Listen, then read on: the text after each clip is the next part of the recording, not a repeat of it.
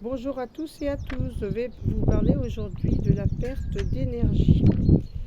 Donc la perte d'énergie, je vais vous expliquer, dans la vie des fois on subit des violences, des injustices, on perd de l'énergie.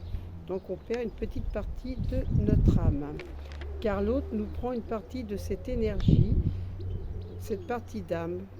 Quand il peut être violent, il peut être injuste envers nous, ça peut être une personne qui peut être violent avec son enfant. Donc là, on perd l'enfant, la personne perd son énergie.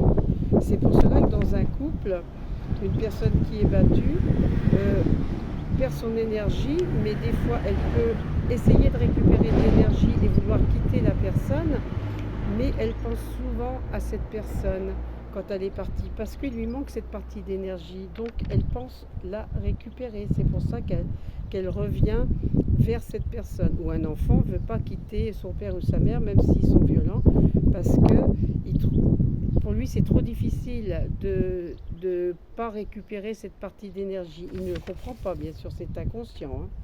C'est inconscient. Donc il n'y a pas de... on est plutôt, on reste, c'est pour ça que l'on reste la plupart du temps avec notre bourreau. Des fois on croit que c'est de l'amour, mais ce n'est pas de l'amour. Ce n'est pas du tout de l'amour, c'est ce manque, cette faille, ce manque d'énergie, cette petite partie d'âme qui nous manque, qui fait que on est en confusion dans sa tête et on croit des fois que c'est de l'amour. Donc on retourne pour récupérer cette partie d'énergie, on espère, on a de l'espoir pour se retrouver entier.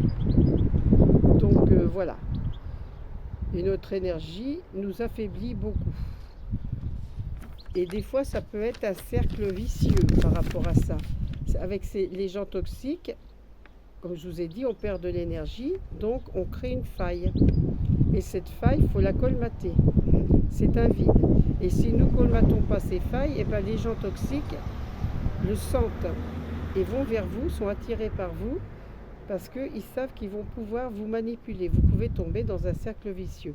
Des personnes essaient de combler des fois cette faille par de l'alcool, par de la drogue, par du sucre, par des aliments. Mais ça ne fait rien, ça ne change rien. Ce qu'il faut, c'est colmater ces failles, c'est-à-dire analyser, savoir pourquoi, faire des protocoles pour récupérer une partie de notre âme, redonner éventuellement une partie de l'âme qu'on a pris aux autres inconsciemment, et colmater ces failles. Et après, ça ira mieux.